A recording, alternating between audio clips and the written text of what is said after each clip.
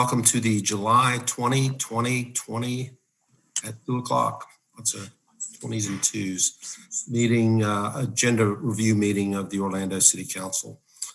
All right, commissioners, we have a number of people who want to address items on the consent agenda. In fact, we have more than 20 people who are signed up to comment on consent agenda item A3 that deals with the assignment of city staff to assist the county in processing CARES Act funding request, and city policy 121.5 provides a total of 30 minutes of public comment on all matters coming before the council on consent agenda.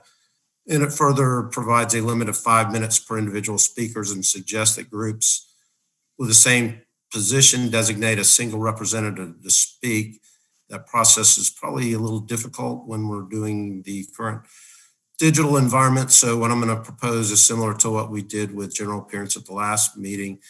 I'm going to make a motion that we modify the policy to expand the 30 minutes, but allow all of the speakers who are currently in the queue to speak on item A3, 2 minutes each.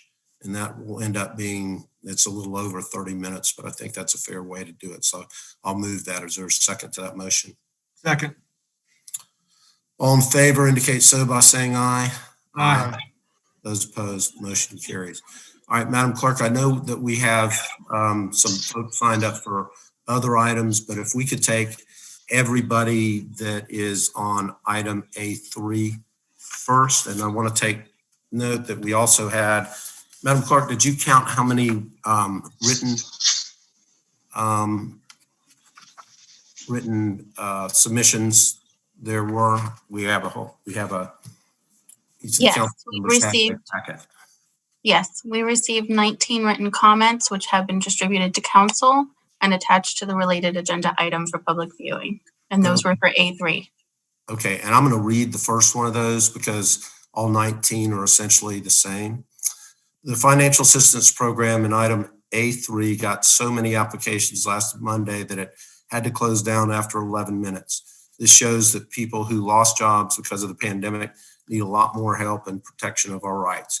I work for HMS Host at the Orlando International Airport at the Starbucks restaurant. I was laid off because of the coronavirus crisis. HMM Host wants to take away my right to vote in our union election because I am furloughed. It's disgusting that HMS Host is trying to stop over 700 mostly Black and brown workers from voting in Orlando. The other ones are virtually identical except for they might work at a different one of the restaurants in the airport. With that, Madam Clerk, would you call those who want to personally testify? Thank you, Mayor. I do want to remind those who are joining the agenda review meeting that if you would like to provide a live public comment on a consent agenda item, which are items A through K or a neighborhood improvement district item, now is the time to raise your hand to speak. Please use the raised hand feature to request to speak or dial 9 if you're on the phone. If you are speaking, state your name and address for the record and which agenda item you will be speaking on. If you do not identify the agenda item, you will be muted and called upon again at a general appearance. Gabrielle Occasion Mejias is up first. Please state your name and address for the record. You have 2 minutes to speak.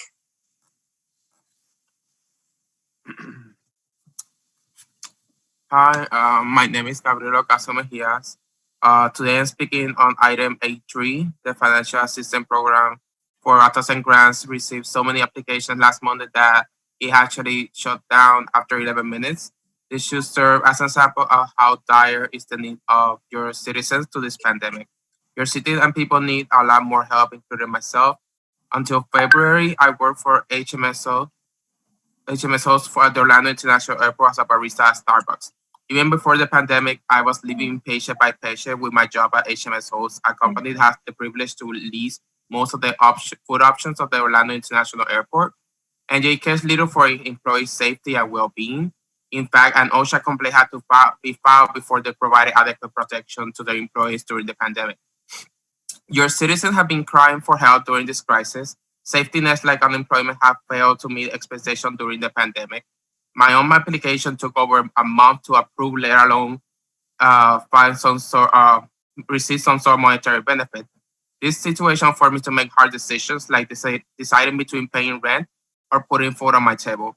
I was one of the lucky ones since I have family support. I was able to move in with my brother, so I could manage the small income I started to receive from unemployment and food stamps. However, before receiving those supports, I was looking down the barrel of hunger and food insecurity. With the little money I had to spend on food, I would only buy items on sale. The situation was so dire, I would have to skip meals entirely, even when I was hungry. The day my staff benefit card finally arrived, I felt a great weight lifted from my shoulders and my eyes teared up. This is the difference the financial assistance makes for the working people. Other people are not so lucky, having families to support and going through this crisis.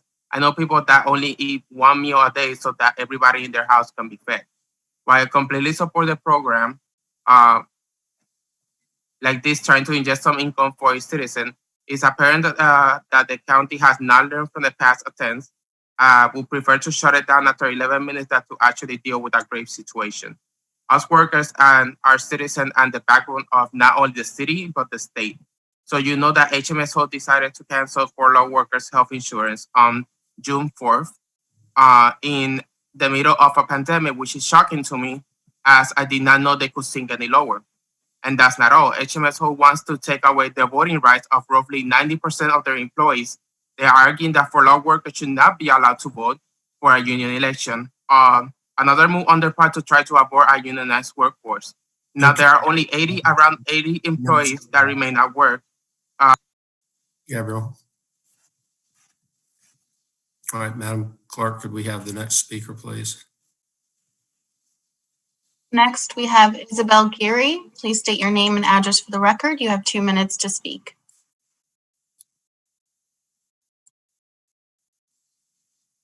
Good afternoon. My name is Isabel Geary. I am speaking on item A3.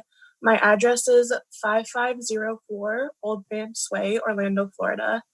The financial assistance program in item A3 got so many applications last Monday that it had to close down after 11 minutes. This shows that people who lost jobs because of the pandemic need a lot more help. I was laid off on March 19th because of the coronavirus crisis. I worked for HMS Hosts at the Orlando airport for about a year at the Chili's restaurant. I organized a union at HMS Hosts so I can protect my job at the airport and return to work safely. But HMS Hosts wants to take away my right to vote in our union election because I'm furloughed. It's disgusting that HMS Hosts is trying to stop over 700 mostly Black and brown workers from voting here in Orlando. I am angry about this. I believe the City Council should support our right to vote. Thank you. Thank you. Next, we have Emily Geary. Please state your name and address for the record. You have 2 minutes to speak.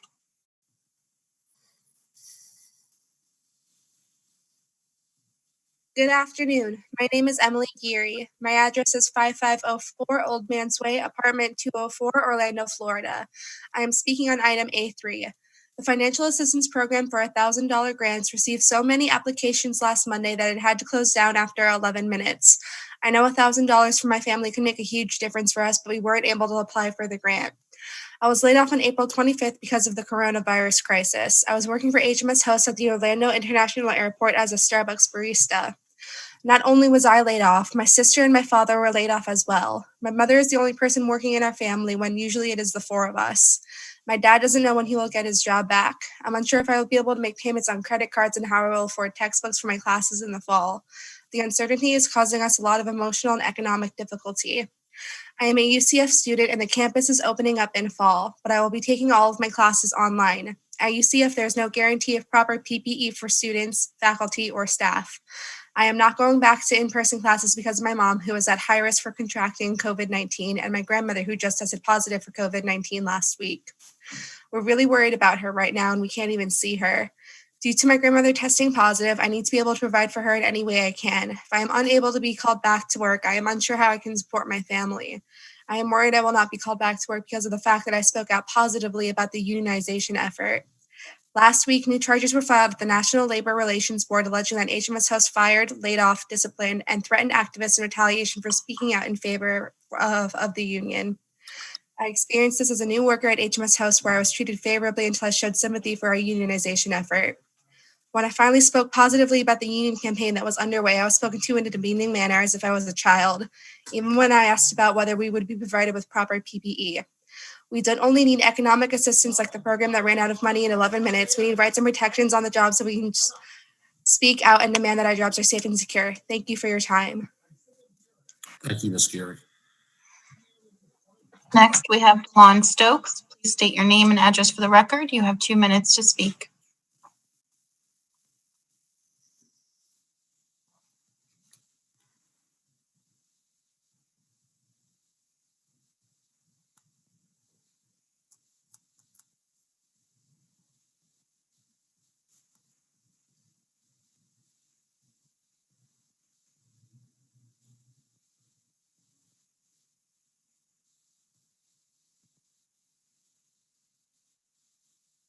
Mr.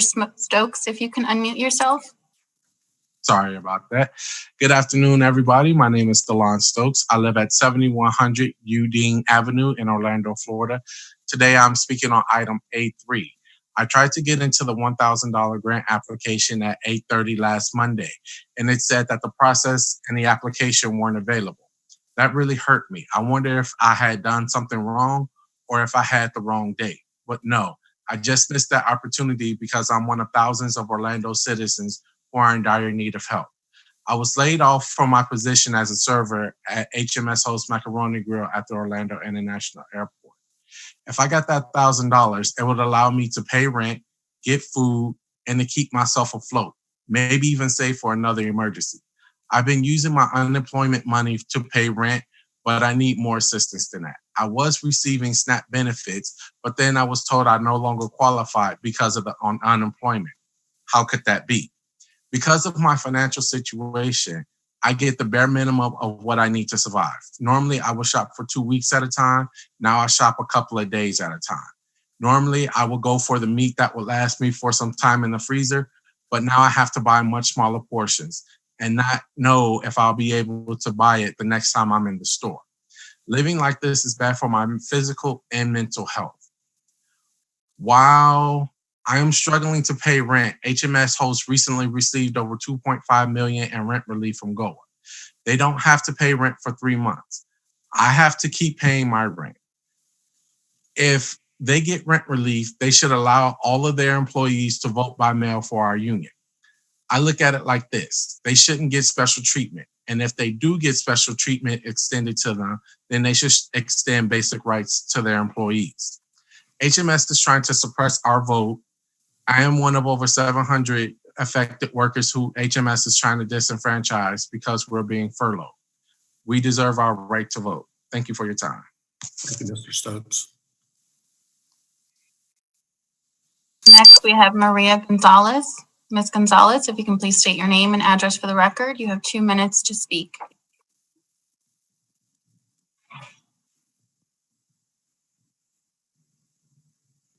Ms. Gonzalez, if you can unmute your phone or your device. Unmute. Okay, can you hear me? Yes, ma'am. Okay. Okay, my name is Maria E. Gonzalez. I'm speaking on item A3. My address is 1139 Vista Palma Way, City of Orlando, State of Florida, 32825. The financial assistance program in item A3 got so many applications last Monday that it had to close down after 11 minutes. This shows that people who lost jobs because of the pandemic need a lot more help. I was laid off on March 26, 2020 because of the COVID-19. I worked for HMS Host at the Orlando International Airport for 4 years at the Sbarro's Pizza. I organized a union at HMS Host so I can protect my job at the airport and return work safely. But HMS Host wants to take away my right to vote in our union election because I am a furlough worker. It's disgusting that HMS Host is trying to stop over 700 mostly Black and brown workers from voting here in Orlando. I am angry about this. I believe the City Council should support our right to vote. Thank you. Thank you, Ms. Gonzalez. Up next, we have Yanina Ochoa. Ms. Ochoa, we're unable to find you on the speaker queue. If you are present, please press *9 or raise your hand. We'll move on to Courtney Monroe. Ms. Monroe, please state your name and address for the record. You have 2 minutes to speak. Hello, can you hear me? Yes, ma'am.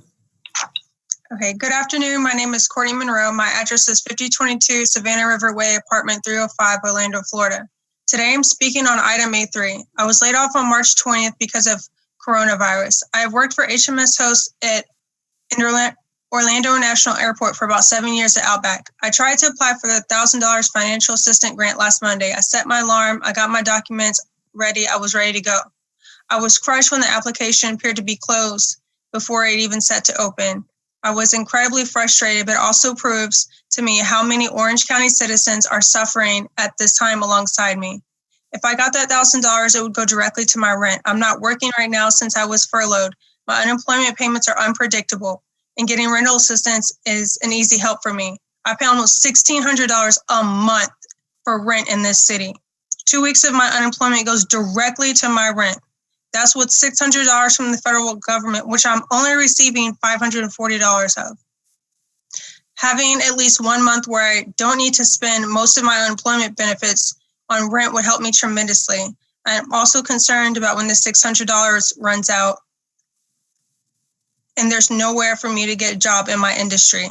On top of all this, I got into a car accident last Tuesday, which re-injured my back.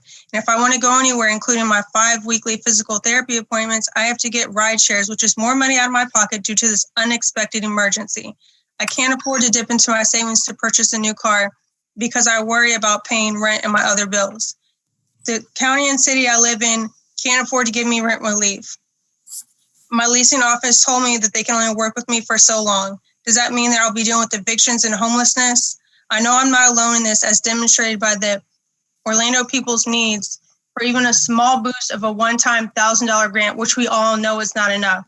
My coworkers and fellow Orlando residents are calling on you, the Orlando City Council, who have oversight of our airport, and to help us through this pandemic. This is our city, we pay our taxes, we run off our hospitality industry, and you're failing us right now.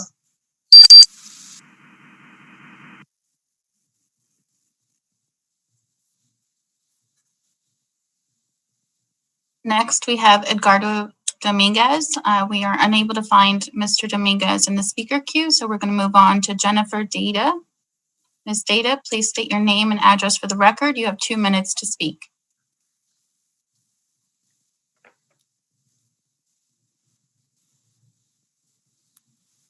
Hello, can you hear me? Yes, ma'am. Hi, good afternoon. My name is Jennifer Data. My address is 5027 Commander Drive, apartment 532, Orlando, Florida. Today I'm speaking on the item A3. I'm one of the lucky people who has been approved for the first round of application for the 1,000 grant for Orange County on June 8th, but I haven't received the money yet. The second that money gets to me, I'm going to pay my rent. And I worked for HMS Host at Orlando Airport for 4 years at Underboard Restaurant. I was laid off on March 21st because the coronavirus crisis. Once I was laid off, I was trying to pay my rent. And I live in a complex for 4 years that always pay on time until the pandemic came. Instead of trying to understand what was happening to me, the landlord company started to call to me. My sister and my neighbors demanded we pay rent. This company provides affordable housing to low-income Orlando workers and gets money from the federal government. They weren't supposed to bully us, but they did. It took my union brothers and sister calling the office on my behalf for them to stop bothering me. We don't only need economic assistance. We like a program that ran out of money in 11 minutes. We need rights and protection on the job so we can speak out and demand that our jobs are safe and secure. A federal complaint was filed against HMS Host at OSHA by 35 of us who work there. The complaints allege that HMS Host put our health and safety in danger during this pandemic due to lack of PPE and training. I signed on this complaint and submitted my testimony because HMS Host didn't provide us with masks. I never had the proper size of glove, and we didn't even have enough hand sanitizer for the restaurant. I was so scared about staying safe and my coworkers' safety. I felt totally unprotected. HMS Host wants to take away the voting rights of roughly 90% of the employees that are arguing that furlough workers should not be allowed to vote in our union election. Another move on their part to try to avoid a unionized workforce. Roughly 80 employees that remain at work from a workforce of almost 800 that was employed when we were supposed to have a vote. Well, I think HMN host is arguing that layoff workers shouldn't be able to vote in our union election. I feel sad, and I'm disappointed that the government is letting them argue for that. We have the right to have a union. We're fighting for that vote because we need a change, and we need to make it possible for one job to be enough in Orlando. Thank you. Thank you. Next up, we have a Yasmin Data Arocho. We don't see her on the speaker queue as well, so we're going to move on to H2 items. The first speaker we have is Miles Mulrain. Mr. Mulrain, please state your name and address for the record. You have 2 minutes to speak. Was that all of the A3? Yes, that was all the A3. Okay, and we have speakers for what other items? We have 3 speakers for H2, 1 speaker for H3, and 1 speaker for C8. Okay, then put all of the H2s, or whichever one you had multiple for, make sure you put all those together, and we're back to the 5 minutes per item. Mr. Mulrain, you're up next. Please state your name and address for the record. You have 5 minutes to speak. Thank you, Miles Mulrain, address 710 West Colonial Drive, Orlando, Florida. And just as spoken, I'm speaking on item H2. And what that covers is the funding that we're seeing that's being recommended to increase and bring on more deputies and more officers, I would say, with the City of Orlando and OPD. We're speaking on it because we're noticing all the funding increasing going on with requested budgets, the funding increasing going on with going towards the mental health co-responders that was announced earlier, and things of that nature are great. But what we would love to see is an actual sit down and the actual development of programs that are in Orlando, Central Florida, third-party agencies that can be at the table to help develop a first responder system and to help develop that mental health co-responder program that I mentioned earlier, and to also help develop other practices that are used in places like Oregon and used in Connecticut, where they have people who are in the hospitals working with different entities to prevent crime and to also make sure that there is education and awareness spread out to the community. So I'm making a statement because we see the increase of the funding going. We see the stuff that's taking place. And I think we just had a great forum last week with some officials that we need to develop into a real table where we're actually working with community-driven thoughts and making them be implemented. And when there's an increase in spending and there's an increase in funding requests before we get a decrease to the police, that we are actually advocating for decreasing, not only because the police have been militarized in the past, but because there is a need for more prevention, there is a need for more wraparound services, and there's a need for newer ones to be brought to the table. So we would love to see that there be a meeting set up, that we reach out, request, and that we can actually just be part of that. We don't have to be the ones that actually implement it, but I think it's very important that before we announce public things and we see more requests for funding and more requests for things, that the people in the office are working with different groups on the ground just to keep us informed and to also keep our ideas at the forefront so that these changes can be implemented and not forgotten with the next headline. So I'm going to go ahead and not take up my full time. I'm reserve my time for the next speaker. And I do have a public comment, but I do ask that we just have some more inclusion of groups that have been on the ground, groups that are maybe not as known to the people on the council. And that goes from mental health groups to social services to other different entities that have been talked about over these past couple months. And that we all come together to create a community-driven steering committee so that we all can be just involved in that process also. Thank you. Thank you, Miles. And the budget process that we had this morning is just a marker in the co-response area. We haven't developed that program, so we're open to listening to anybody that wants to give us their thoughts on that. Thanks. Madam Clerk. Next, we have Veronica Boehm. Ms. Boehm, please state your name and address for the record. You have 5 minutes to speak. Can you hear me okay? You're a little distant. Can you hear me better now? Better. Okay, thank you. Hi, my name is Veronica Boehm. I live at 1512 Florinda Drive, Orlando, Florida, 32804. I'm just joining in to say I oppose H2, which currently lists partial grant funding for OPD to hire 10 new officers. I just ask that the City Council use their authority to vote no today on H2 until there's a further review of OPD's budget, policies, and practices. We're in the middle of a movement asking for months now that there's proper oversight of OPD by the City Council and by you, Mayor Dyer, as well. So I just do not think it is wise to follow through with H2 before there's a proper review of all budget policies and practices. I do not believe that OPD requires more staff.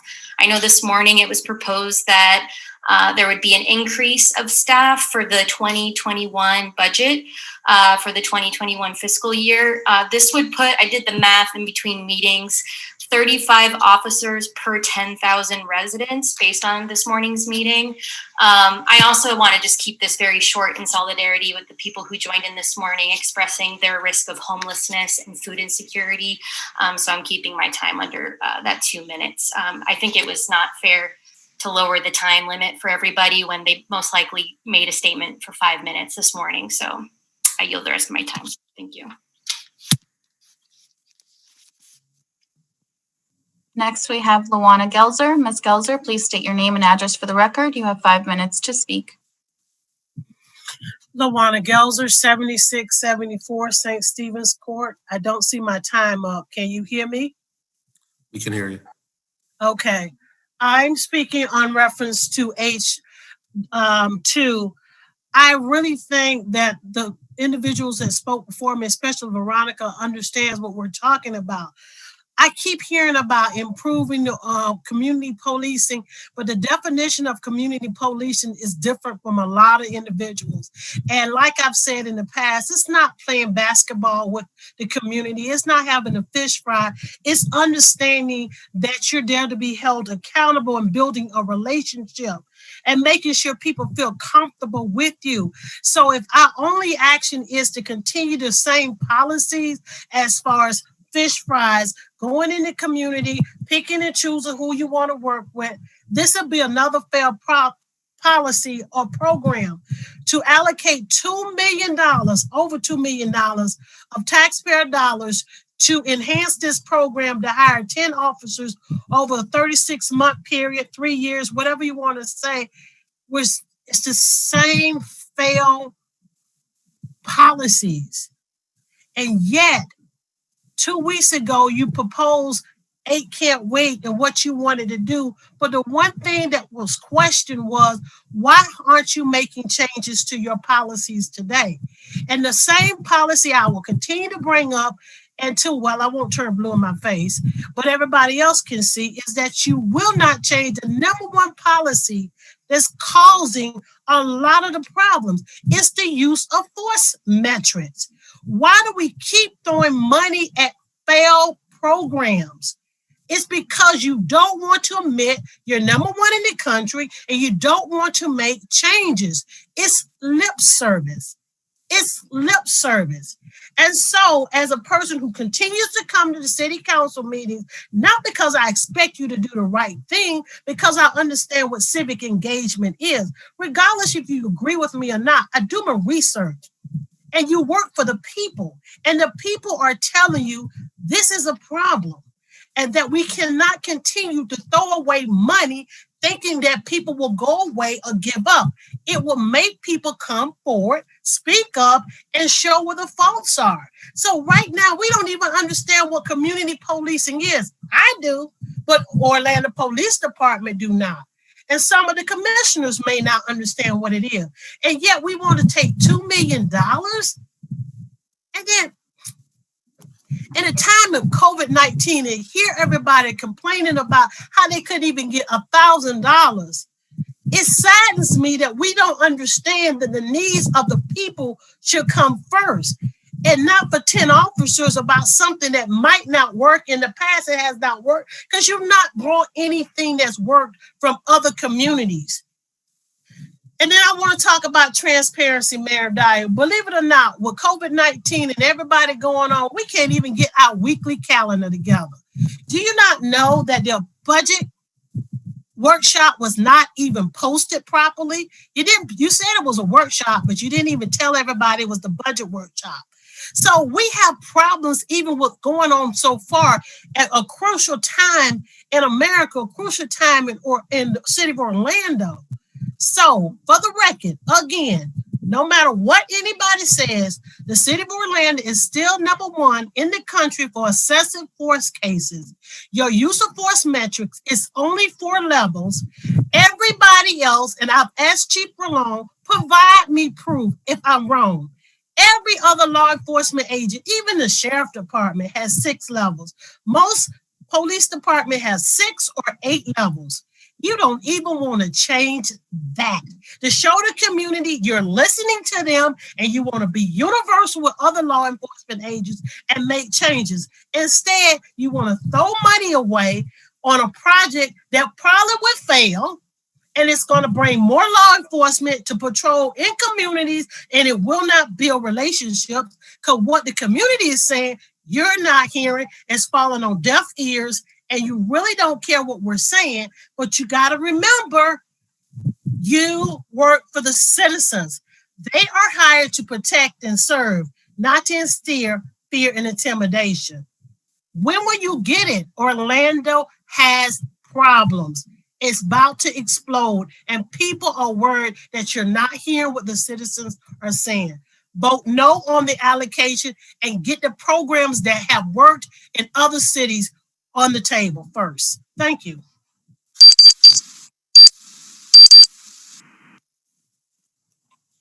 Madam Clerk.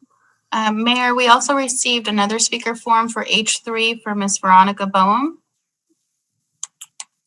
Didn't she already speak? She already did. But I find Oh, is this on? I'm sorry, on a this is going to be a separate item for H3. Okay, that's fine.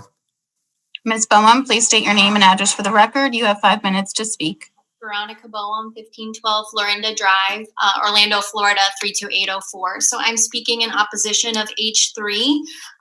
Based on my research, JAG can be used for mental health programs and related law enforcement and corrections programs, including behavioral programs and crisis intervention teams. However, right now, OPD would rather use funds to instigate more situations via a license plate reader to locate suspect vehicles. I think this grant would be better suited if it could fund an initiative like the ones previously mentioned related to behavioral programs and crisis intervention teams, instead of taxpayer money funding programs that were previously mentioned in today's proposed 2021 budget. That right now they're trying to focus on high crime areas using these license plate readers, but it was not specified to the public what areas that will be used in. So what is the criteria for high crime? And then what specific zip codes will this new license plate reader be used in? Is the criteria based on data and science, or is it based on bias? Again, I'm going to keep my comments short, just in solidarity with the people who did not have their full time this morning earlier in the meeting. I request that some of those speakers get more time to speak because their matter is equally as important as this. I also ask that this grant not be funded, or that OPD is required to rewrite their grant proposal to meet the criteria for a crisis intervention team or a behavioral program. Thank you. I yield the rest of my time. Madam Clerk, do we have any more speakers? Yes, our final speaker is for item C8. It's Patricia Ortiz. Ms. Ortiz, if you can please state your name and address for the record. You have 5 minutes to speak. Yeah, hello, my name's Patricia Ortiz. My address is 2810 North Central Avenue, Tampa, 33604. And I'm sorry, but I made a mistake. I'm here just to answer any questions that may be asked on a case I have on the consent agenda. That's item C2. I don't specifically have a presentation to make. I'm just here to answer questions. And that's all. I don't think we have any questions related to that, so thank you. Is that all the requests, Madam Clerk? Yes, Mayor, that is all the public comment we have for agenda review. Okay, then let's move to Commissioner questions or comments. Commissioner Stewart, you're first up today. Thank you, Mayor.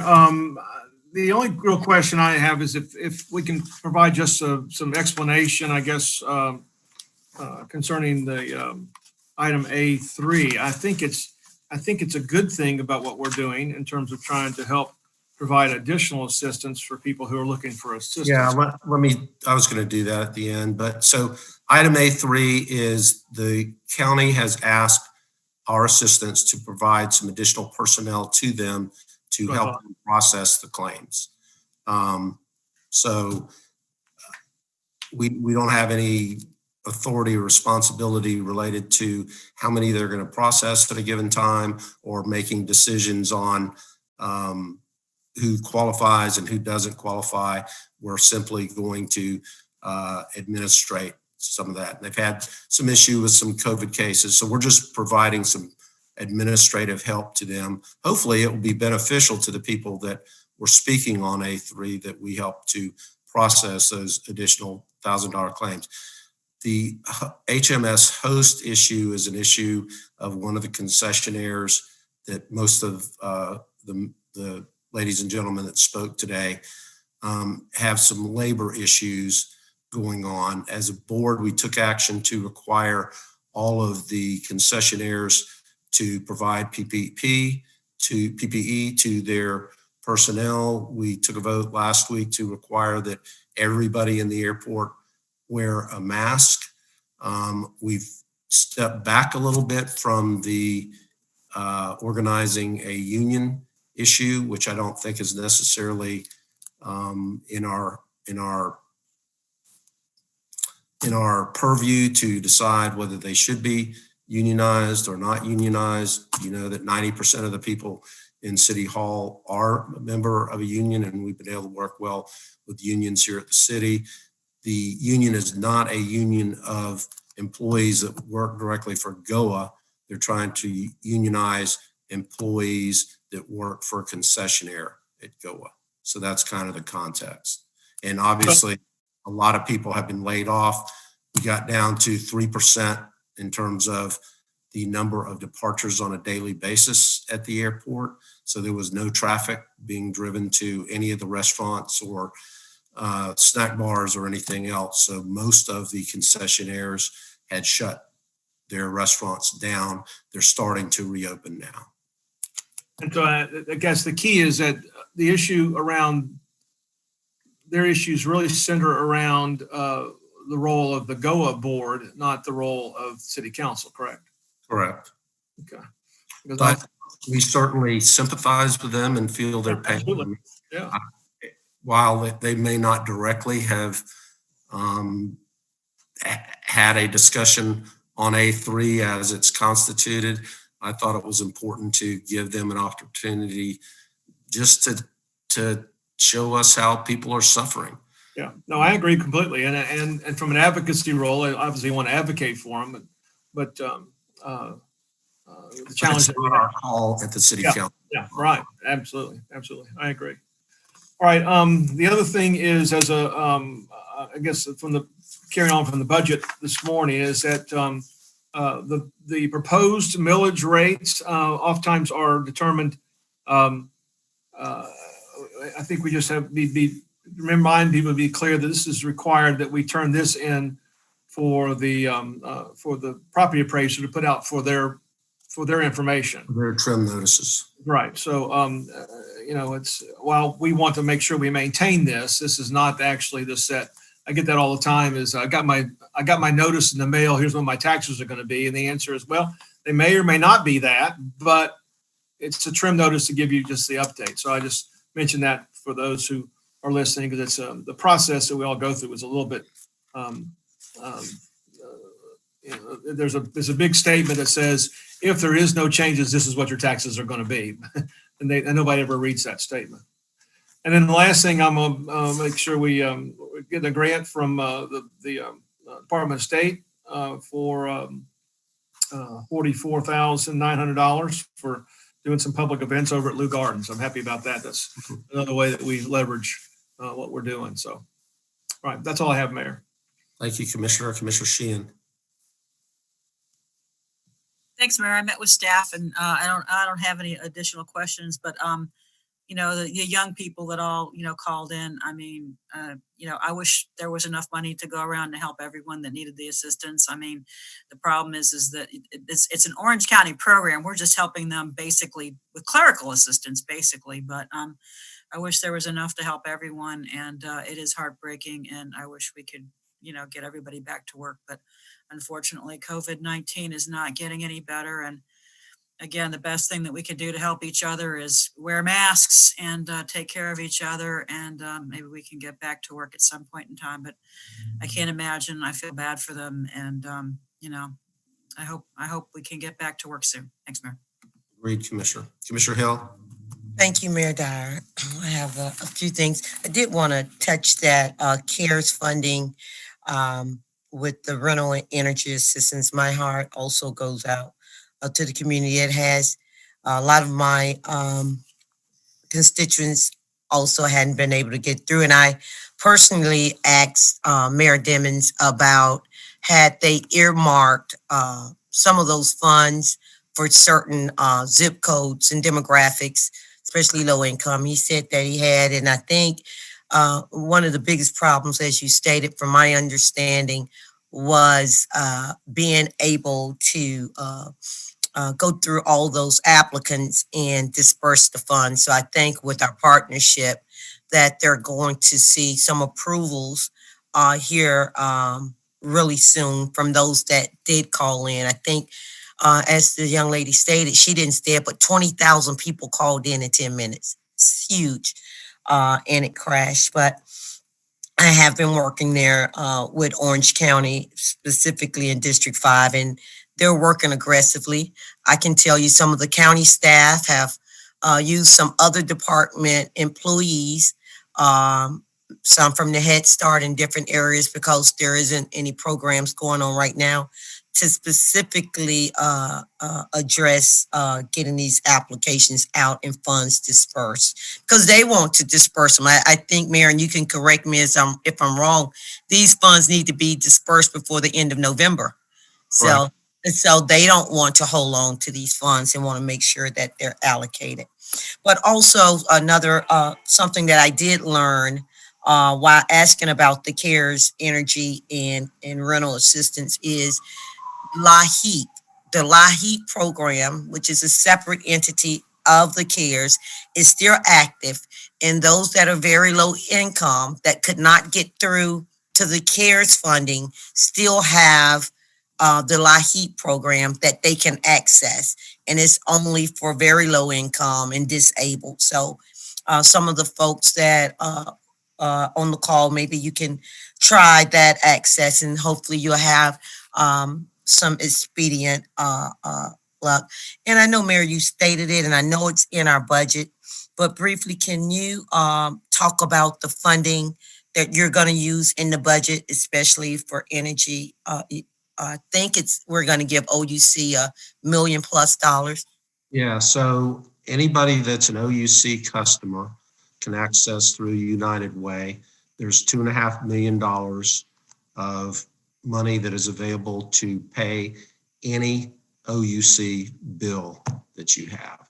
So I know that there's a little bit in the paper about them starting notification related to turning power off, but really it's them urging people to call and make arrangements to get their power bill paid. So if you're 3 months in arrears, you haven't paid since February, you can go to 211 and get money to pay that so that when we do reach a point where we're coming back out of this, you're not 6 months behind in your power bill. And they will also spread if the money that's available through the 211 program isn't enough to pay you all the way through, then they will schedule a method for you to stretch it out for as much as 12 months, paying a small amount of that each month. So I would encourage anybody that's an OUC customer that is not current to call 211, call OUC, and we've instructed the OUC folks to basically handhold any of their customers to make sure they get through the application process. And they will, you don't even have to have received the okay on it. All you got to do is make application to 211 and they'll stave off any turning off of power or anything like that. And not kissing up, Mayor, but I like to thank you and your team for that, because once you heard about the potential of city residents that were in arrearage with their utilities, and understanding we're in the midst of the summer and we have many folks in underlying health issues on oxygen, your staff and yourself immediately worked with OUC to circumvent last week's calamity, if we might say, with the termination of those utilities and putting some funds in place. So for me, that saved the neighborhood, if you would say. The key is go do it. The money is there and available. The last time I checked, only about $40,000 or $50,000 had been distributed of the 2.5 million. So all you have to be is an OUC customer with an unpaid bill. Absolutely. So thank you for that. I think part of the dilemma, Mayor, and in fairness to the residents, and I've asked staff to help me with that, is that the message wasn't out there. So OUC hadn't really done a great job with letting them know that that set of funds for city residents was available to them. What my ask was, if just like how they call you to talk about the disconnect, they should have also called to talk about there was a 211 program that they could utilize. So hopefully the city working with OUC can push that information a little bit more so the community will know. So I want to talk about a few things. Another thing with the voting, and I understand, I heard you speak about that, Mayor, about some of the labor relations over at OIA. But can you explain to me, I guess my concern, I know we have nothing to do with it, but voter suppression, regardless who it is, to me is important. So I heard the young lady saying that they feel as if Black and brown votes are being suppressed by HHS. Can you explain that a little bit to me, or I didn't understand it well? So they were organizing to have a vote on whether to unionize or not, just as the COVID crisis hit. So in the midst of them actually going to, however they facilitate voting for that, a bunch of the employees got furloughed or terminated, whichever it is. So I'm not exactly sure, but they have not been able to have that vote during that time frame. And I guess there's a dispute over whether, if you are furloughed or terminated from your employment, whether you're eligible to vote in that election or not. And with only 3%, thank you. Okay, so I'm going to, I have 2 agenda items I do want to mention, in which I'm quite pleased with the minority participation. And that is B8 in District 5, the Central Park Creative Village piece, where we're going to put another city park there, and also the roadways. So I think there's great subcontractor participation. I know they have overly exceeded over at Lake Larnedune, Collage has, and have used provisions, which is an African-American contractor. I just want to make sure in there that we continue to do some type of community outreach with that for subcontractors on the Central Park piece, and work with our blueprint department on local jobs and also contractors. So that was the B8 District 5. Of course, the B2 Grand Avenue piece is not in District 5, but we share the actual area. District 5 and 6 sits together, and I'm not trying to usurp my colleague, Commissioner Burns' authority in that district.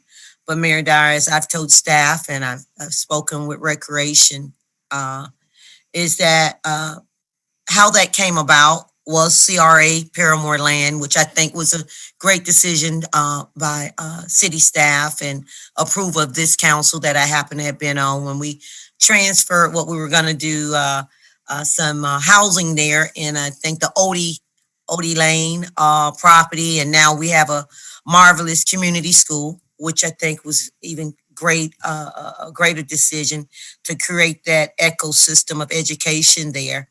But with that, I did lose some housing, but I gained a whole lot. I gained an opportunity to improve the lives in that great partnership of Valencia and that community school and UCF there. So I'm not having any second thoughts or guesses. But we do remember, and I'm not trying to speak lesser than, lesser to District 6 or the predecessor, Commissioner Burns' predecessor. But because of some disagreements, I had to do some heavy lifting, Mayor, and I had to carry that charge on my own for 3 years. And I thank God I have a colleague to my left now that I work with, but I don't want to be forgotten, Mayor, on this project. I've had a lot of great input, and I want to join Commissioner Burns on this project with the community outreach, with the programming that take place. You know, I am just emphatic that I have someone I can work with on that. And our heart beats the same when it comes to the indigenous people of the West Side. So I don't have a problem with that. I just want to go on record. I've told staff, but I want to go on record to let them know this is my baby too. And I don't want to cut the baby in half. I just want to be a part of the birth, right? And be part of grooming that. So I look forward to the outreach on that. I'm so glad to see this moving forward. It's so much needed there in that Holden Heights area. So with that, on Tuesday, I do have one more thing. It's the license readers piece with OPD. Now, I heard the young lady say that it was going to be for high crime areas, and she wanted some better understanding. Now, when I was briefed on last week, I was informed that this is not a penalty, that it would not be trying to identify those that have, driving with suspended license and those things. That it was more so with Amber Alerts and things of that. Can you explain that a little bit further, Mayor? You know what? I've got the chief right there, so I'm Thank just you, Chief. going to do that. Thank you, sir. Mayor, thank you, Commissioner. Yes, you're absolutely right. It's not intended to go look for people who have suspended driver's licenses. It's more for what you just described, a missing child, an Amber Alert, a car that has been stolen in an area that normally someone would go and get rid of the car to locate them or recover them. That's the type of data that the cameras go through to try to find where the vehicle is or the license plate is and how it's connected to a crime. It doesn't allow the officers to look at the data. It only provides feedback when there is a hit on that particular vehicle that the individual is looking for. So just for bolos, you're saying, and nothing. Yes, ma'am. Thank you. For example, there is a murder suspect like it was in Daytona recently, and they were located in Orlando. It was as a result of a license plate reader hit. 2 murder suspects were taken into custody because of it. Thank you, sir. And so thank you for explaining that, because that was one of my concerns about targeted. And from what I understand, Mayor Dyer, that was one of your concerns also, and that was explained. So thank you for that. So I'll just be really brief on just to talk about some of the things. Even though we are in a COVID pandemic, it does not mean that the work stops. We're just finding out how to do things a little bit more creative. Sure, if I could interrupt, just remember, this is agenda review. Okay. That's all I have, sir. Okay. I thought you were giving your whole commissioner. I was getting ready to. I was almost there. I was down the stretch and I was running fast. Okay. Commissioner Burns. All right, thank you, and good afternoon, fellow commissioners. Just wanted to speak on 2 items. The first one being B2 that Commissioner Hill just mentioned. And I want to say, Commissioner, thank you for your hard work in getting this project to the point that it is now, and we welcome your participation because it will benefit the area and the children that we care. We both, and I think all our entire commission cares about. So I welcome your participation as we continue to move forward. And with that, I'm definitely in favor of this program.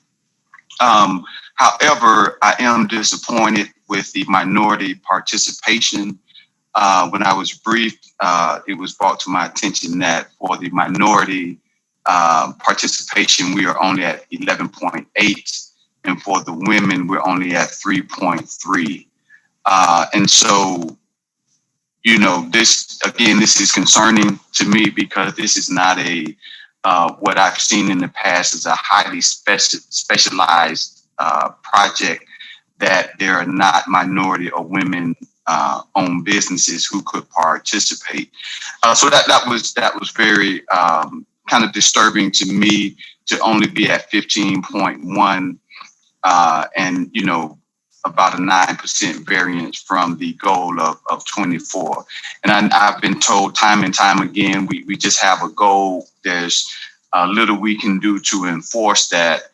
But my feeling is that we have those goals for a reason, and we need to ensure that our individuals who are responding to these opportunities truly make a good faith effort in reaching those goals. I also inquired to see if there was anything that Gilbane could do to increase the minority or the women involvement. And I was told there was nothing that they can do at this point to reach the collective 24%. So again, while I definitely support this project, I am very disappointed and concerned hearing this information or realizing this information with this project then has me asking questions about the general MBE WBE program. And I've inquired when I first came on board and inquired last week about a disparity study. So I'm glad to understand that there's some funding in the budget for a disparity study that will look at the components of the MBE program. But also, as I looked at chapter 57, section under the established goals, section 3, it states that on an annual basis, the city should be reviewing the levels of minority business enterprise participation with the city's contracting, and also shall review the minority population of Orange County. And following that, it states that the city council can then adjust the goals accordingly. And to my surprise, I understand that has never been done. Those annual reviews have never taken place for the WBE program. So, Mayor, I think while I appreciate having a program in place, but if we're not holding individuals' feet to the fire of ensuring that they're meeting those goals or showing a good faith effort, but also we have to have because these statutes have things in place that will ensure that we review these on an annual basis. But for some reason that had not happened.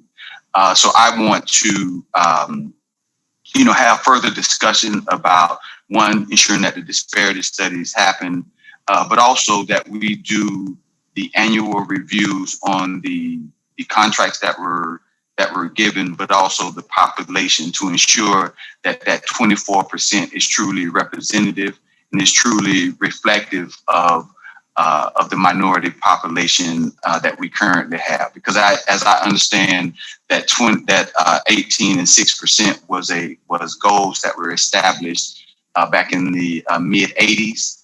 And we all know that the population of Orlando and Orange County has definitely changed since that time. So Mayor, again, supportive of the project, very disappointed in the variance in the MBE participation. And I do believe that we have to do a better job as a commission, as the city departments, to ensure that the intent of this program is met and that individuals or contractors don't just have an easy out to say that we tried, but we weren't successful. And also, I understand that the MBE program signed off on them not meeting this goal, stating that there was good faith effort was substantiated. And I'm still, trying to understand how that can be substantiated when we're talking about a 9% variance in a general contracting arrangement. So again, Mayor, this is something that's very, when we're talking about addressing inequities and systematic injustices that exist, these are the types of programs that were put in place to ensure that minorities had the opportunity to participate. But it does sadden me to know that we have these programs and they're still not the type of oversight or the annual reviews that will ensure that the participation is at the level that it should be. So as we continue to move to make our city, all of our services, our contract in a more perfect arrangement, I want us to continue to focus on this, but also push to ensure that what we have, we state that will happen, actually happens, to ensure that everyone in our community has the opportunity to participate in the economic development that is happening in our communities. Also, the second, I think the entire council agrees with you on that. And if you look, there's a lot of projects that are far in excess of the 18 and 6 goals. When we did the community venues, for instance, every one of those was in excess of 30%. But I agree with you. I don't think we've had a workshop on WMBE in quite some time. So we will heed your call and take a look at all of that. Yeah, and I appreciate it. If I may interrupt for a minute, Commissioner Burns and Mayor Dyer, I can speak because this has been somewhat reoccurring in a sense. These things coming to council without the proper participation, and then we get back from procurement or our WMB say, well, we can't force the developer or the contractors to do it as long as they in good faith. Well, to me, that's just ragged. And I'm somewhat disappointed to hear that no matter, I'm in support of Gabane. They've done a good job, but to tell this commissioner, because I told this half my baby, that there's nothing more that can be done. Well, if there's nothing more can be done, we have a vote here. And if they cannot make a good faith effort to go back out and commit to do more outreach, why should we allow them to move forward? So yes, there's more that can always be done. So I would hope that someone can get right now, Gabane or one of the representatives on the telephone and they can commit to saying, yes, we will try to do more. Not this is it, take it or leave it. My vote is more than that. So I will vote no today unless they can commit to doing more outreach. I see if this is enough, but they haven't met with my office to do outreach. I haven't seen their efforts to bring on more minority contractors. So no, it's not enough. And yes, they can do enough. And I apologize, Mayor, but that's not a good answer from this developer, which I respect. And they have a great plan. I love the model, what they're doing, but that is an incorrect answer. And if they can't do more, I don't know if we should vote on this today. Commissioner Barnes. Yeah, and thank you, Commissioner Hill. I appreciate that because I share in that frustration.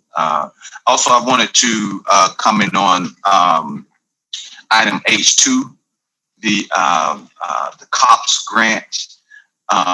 I know that we're in a time where there's a lot of discussion about defunding the police and things of this nature and all of that. But I am in support of this COPS grant. And as I understand it, the grant calls for 10 additional police officers who will be focused on the community policing approach, specifically on that building those relationships.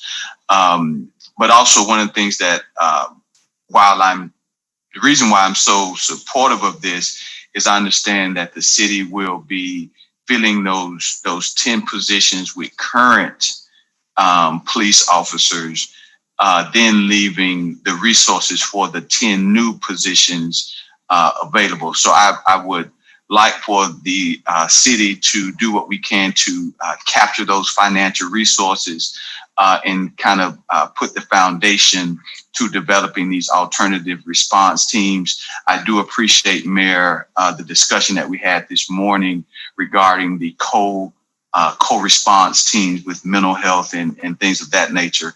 So I'm hoping that this is kind of a opportunity for us to say the resources for these 10 new positions that are now being freed up. What is the best use of those resources to help move further the appropriate response in our community? So I support this opportunity. Again, not just that it's increasing the budget of OPD, but more freeing the opportunity of freeing up additional resources that then can be reimagined about how we respond to some of the issues that we have in our community, and mainly some of the care and some of the help that a lot of these situations need, because our police officers are called, but oftentimes what's needed is someone to provide some help, some health care, some relief to them. So I'm in support of that, and Mayor, that does it for me. Thank you.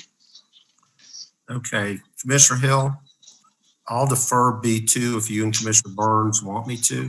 Yes, sir. Yes, please. But just to the next meeting. Just to the next one. Yeah, I think we can get, Gilbane is a great company. I mean, the model that they got, the architectural design, how they really cared about the historic building and bringing in the community. I really think that we're going to come to a better conclusion at next council. Okay. Yes, thank you, Mayor. Mayor, if I can for just a second, we have our MWB certification board, and they're usually to get jobs, with the city. Is there any way to provide that or expand that to contractors, to where that can be a resource that we can utilize to make sure we have certified firms in the pipeline that we can access in this point in time, so we're not relying on the bidder to get it, but we can say, okay, yes, you got this bid, you're having a hard time meeting this match, but here are some contractors that we've certified as MWBE that you can then partner with. Well, what we've done on the bigger projects, like all of the venue projects, and DOT did it on the I-4 construction, is we set up meet and greets where the subcontractors came and met with the either general contractor or the potential general contractors so that they could find qualified minority subcontractors.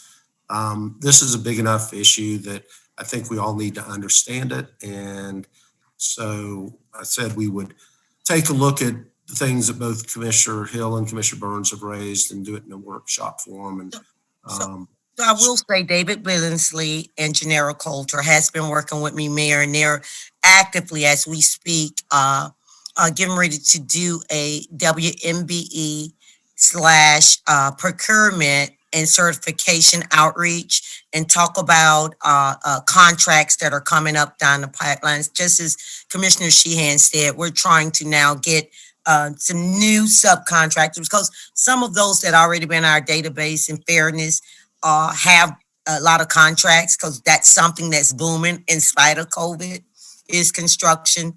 So we are planning, and Commissioner Burns, I'll have Gennaro reach out to you so you can be included in that. I think it will be a mayor here in August. Okay. All right, Commissioner Gray. No issue, sir. And Commissioner Ortiz. No issue, sir. All right, then we will adjourn the agenda review meeting. Let's see, we've already done the lead-in, right? So I just go straight into the city council meeting. Let's, okay, commissioners, let's open the city council meeting for July 20th, 2020. And let's begin with Commissioner Stewart with the invocation and the Pledge of Allegiance. Thank you, Mayor. I think today I've been trying to reflect on kind of where our nation is and where we are as a group. And what came to me was a psalm that was used, that comes out of our great Judeo-Christian tradition, that was used after 9/11. And I thought it brought great comfort to people who read it. So I thought I'd read this as the invocation today. At Psalm 46. The river brings joy to the city of our God, the sacred home of the Most High. God dwells in that city. It cannot be destroyed. From the very break of day, God will protect it. Nations are in chaos. The kingdoms crumble. God's voice thunders and the earth melts. The Lord of the heavens armies is here among us. God of Israel is our fortress. But I think I want to go back to the first and remember the first part of it, which is, I think, part from 9/11. It reminds me of that. God is our refuge and strength in times, is ready to help in times of trouble. So we will not fear when earthquake comes and the mountains crumble to the sea. Let the oceans roar and foam. Let the mountains tremble as the waters surge. I think we just need times of comfort during these difficult times that we deal with now. And so I read that in hopes that it brings comfort to those around us. Thank you. Thank you. And so we stand. Please stand for the Pledge of Allegiance. I pledge allegiance to the flag of the United States of America, and to the republic for which it stands, one nation, under God, indivisible, with liberty and justice for all.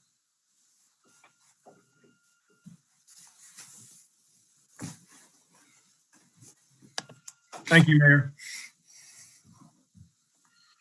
Thank you, Commissioner Stewart. Let's call the meeting to order. Madam Clerk, would you call the roll and make a determination of a quorum, please? Commissioner Gray, Here. Commissioner Ortiz, Here. Commissioner Stewart, Here. Commissioner Sheehan, Here. Commissioner Hill, Here. Commissioner Burns, Here. Mayor Dyer. Here. Mayor, we have a quorum with all members present. Fantastic. First order of business is the minutes from the workshop agenda review and city council meetings of July 6th. So moved. Second. Motion by Commissioner Sheehan, second by Commissioner Hill. All in favor of the motion indicate so by saying aye. Aye. Those opposed, the motion carries. All right, no awards, presentations, or recognitions today. So let's go into the mayor's update.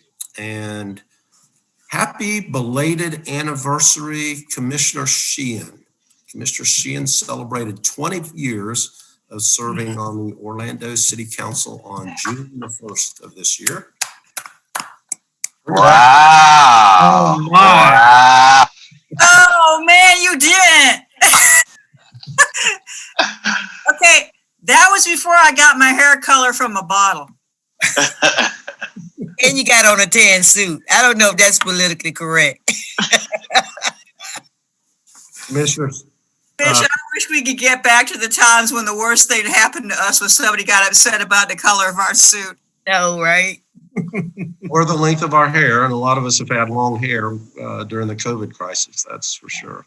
Commissioner, you have been a tremendous public servant for the last 2 decades and pushed so many different initiatives. This city's a better city because of your two decades of service, and I have enjoyed serving with you and will continue to enjoy serving with you in the future.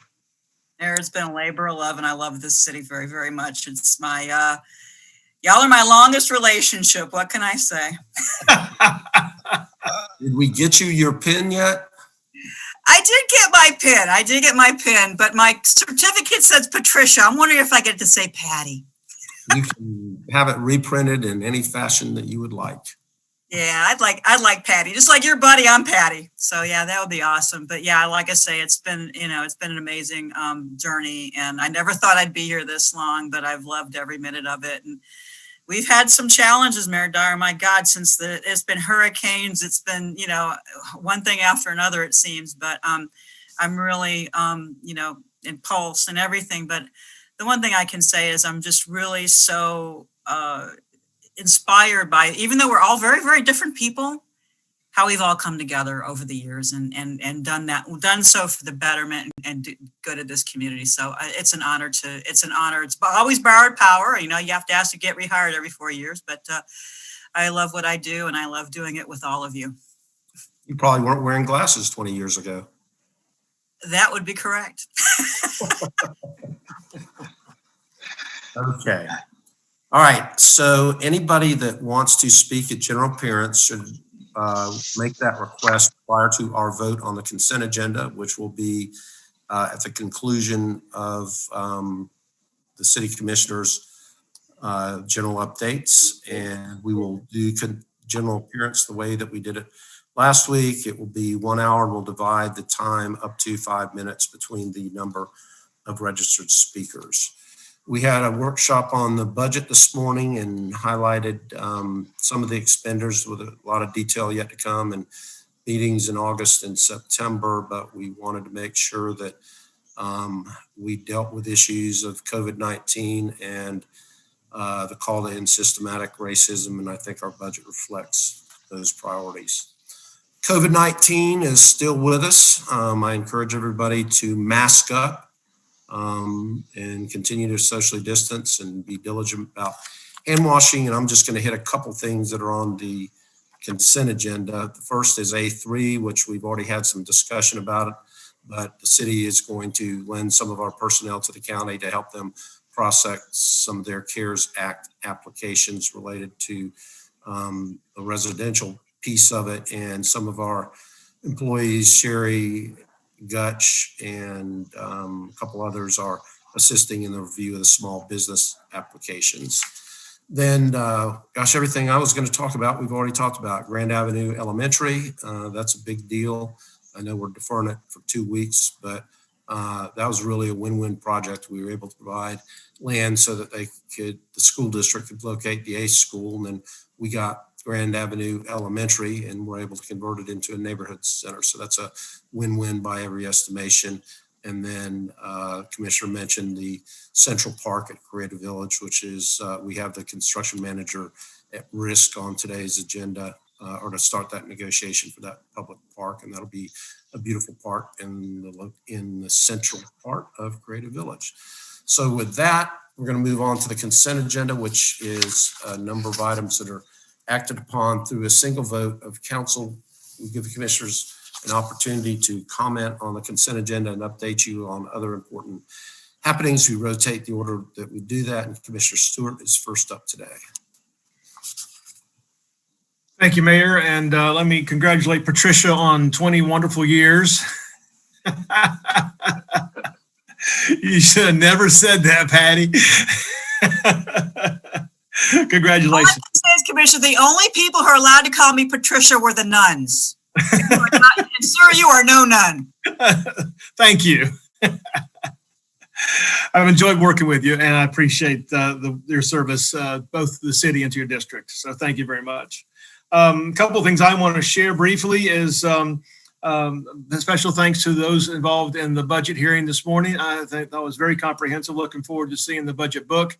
I know a lot of people have expressed a lot of interest from Spokane, Washington to some parts of Germany to tell us how to spend our money.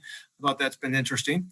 But with the information on public, they can look at it and see how we're doing it. And Mayor, I appreciate your leadership. And we encourage us to look at positions, the types of things they're doing so that people can see that just because somebody's in the police department doesn't mean that they're a patrol cop. They're doing other things as well. So I appreciate that, and we'll work on that. So a special thanks to those involved in the COVID testing last week at Audubon Park K8. Had a great turnout. I am concerned, I think, as we move forward a little bit, with what's going on with school system. We do not test anybody at our system, in our locations, under the age of 18, and only the people testing under 18 is the state, and the state is doing at best a very poor job at. So my concern comes from the fact that while we don't control whether they open the school system or not, but a kid showing up at school who's an 8-year-old who may have symptoms may never or can't get tested. I know of one story where somebody to get tested, they actually had to go to their own company's location they had set up, and that happened to be set up in Jacksonville, Florida. Had to drive to Jacksonville to get tested as a child. So just wanted to make sure I bring that to everybody's attention. I don't know what we can do in terms of our testing, but I would certainly like to see us try to expand that or be able to advocate for better testing from the state of Florida. Special thanks to Chief Barksdale and Deputy Chief Davis and Corey Knight. I got a chance to take a tour of Fire Station 9. It's really a state-of-the-art location for us. I'm really excited about it. We've got some really cutting-edge technology. And I'm most excited about the fact that we've created an opportunity to be inclusive based upon sex as well as race. So it's our first chance to really do something where we can do some recruiting of female firefighters and making sure that they're being cared for in a way that's productive and appropriate. And I hope this was going to lead to more female firefighters. So I appreciate that. Thank you, Chief Barksdale. I want to say I'm inspired by all those in creative ways and businesses learning to be relevant and stay afloat. All the great stories that I've heard have been wonderful. The Live Local Loud is the latest one, which I'm excited about. We have I encourage people to visit a local amenity, Lock Haven Park. And then the last I want to share with you is and visit Lou Gardens. And so on the agenda today, I want to just mention that on item G1, we're accepting matching grant for $44,930 to do some meetings over in our public meetings in Lou Gardens. And I appreciate Robert Bowden and the work he's done. And this is another one of the ways that we leverage what we do to bring money in from the outside into us to help sure we provide the highest level of service. And so with that, Mayor, that's all that I have. Thank you, Commissioner. Commissioner Sheehan. Thank you, Mayor Dyer, and again, thanks for the congratulations. But I would be remiss to not mention the person who previously had the record as longest serving city commissioner, and that was Wally Sanderlin. He represented District 3, and he represented District 3 very well for many, many years. So I'm proud to walk in his shoes, so to speak.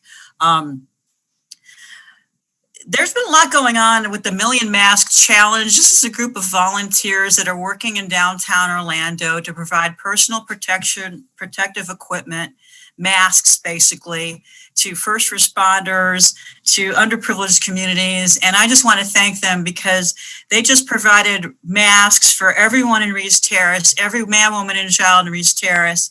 And I also want to thank Families, Parks, and Recreation because they actually went door to door to distribute every one of those masks to make sure everyone in Reeves Terrace and public housing got masks. So again, I think it's great community work, Family Parks and Recreation, the Million Mask Challenge, Andrea and all the seamstresses, both male and female, who have been making masks. I think they're up to over 40,000 masks that they have made. They've just done tremendous work, and I'm so grateful for them for helping take care of our most at-risk folks in District 4 at Reed's Terrace. Also, we've got Four Roots, which actually is at Plaza Live every Friday, race on Bumby in my district, concentrating on the arts community. I couldn't make it last Friday, but anytime that anyone from the arts community, I know a lot of people in the arts are unemployed right now, you can get a meal on Fridays at the Plaza Live on Bumby from 11:30 to 1 every single Friday. So come on out. They usually have entertainment. Get yourself some food. Don't be too proud. I know for a lot of people in the arts community, this is probably the first time they have ever been unemployed, but we're here to help, and don't be too proud. They actually, Four Roots does a really good job at distributing food. So come on out and get a meal and get a box of produce. And it's a great thing that Johnny Rivers and his group is doing. I was going to say it was a good thing that we're doing on the Orange County Small Business Assistance. Again, I think it's good for us to help provide clerical assistance. We don't provide the policies, and we haven't provided the funding. That's actually an Orange County thing. They're the ones actually getting the majority of the CARES grant funding. But we're trying to help as many people as possible. And unfortunately, with so many people unemployed during COVID, it's there seems to never be enough to go around. We have deferred the Grand Avenue project, but one thing I would like to point out that one of the MWBE contractors was actually 15 light years. That's a woman-owned solar company. And what's really exciting about Grand Avenue and the Pottery Studio, where I actually am a member, is we're going to be going solar now. So that's amazing. I'm glad to see our facilities mayor using solar energy. I'm definitely a person in favor of it because I installed solar panels as part of the co-op. I'm generating 110% of the power in my home from solar panels now. So I just think it's a great, sustainable resource. I wish that we had more opportunities to do this. So I'm just delighted to see this happening at Grand Avenue and on the Pottery Studio for the community center. And I think it's just a great thing that we're doing there. And the last thing that I have on transportation, I'm on item J3. I'm very glad to see that we are finally filling in the gaps of the urban trail through downtown, but I do have a concern that we need to make sure that we finally got the trees up to a decent height, so where they provide shade. And on the trail over McGuire, the airport cut down every one of those trees. And now we have no shade on the McGuire portion of the trail network.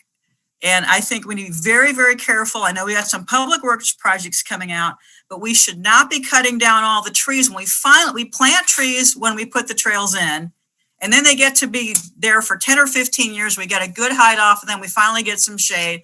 I'm someone who utilizes our trail system. And then we have another project comes through and we just say, okay, well, again, the ones that happened on McGuire were part of the federal government saying that, that was an aviation issue. But I think we need to be more stringent. I got lots of complaints about those trees getting taken out. We need to make sure that we're following our own guidelines. And if we're going to put in trees, we need to make sure that we don't just cut them down and then put in a small tree and wait another 15 years for shade. Shade is definitely an amenity on a trail. I use the urban trail every single day, and you have to have shade in the heat of summer. So I think I'm delighted to see that we are filling in the gaps of these trails, and they're not just for recreation. A lot of people use these to get into downtown to work. The McGuire Trail was used by a lot of folks that were coming in to work at the shopping centers and things like that on Colonial Drive. So I think we need to make sure that we create an amenity and don't just take out the trees willy-nilly. We need to make sure we do as much as we can to protect that canopy. And with that, that's all I had, Mayor. Thank you. Thank you, Commissioner Sheehan. Commissioner Hill. Thank you, Mayor. Most of my agenda items I spoke on earlier, and I won't hold us up with that. I'd just like to say on Tuesday, first of all, I would like to say congratulations, Pretty Patty. You're so pretty. Pretty is spirit is a penny. And so congratulations. Thank you for being a sister and a friend and a mentor and more so just a colleague. I love you and you know that. And I agree with you, Commissioner.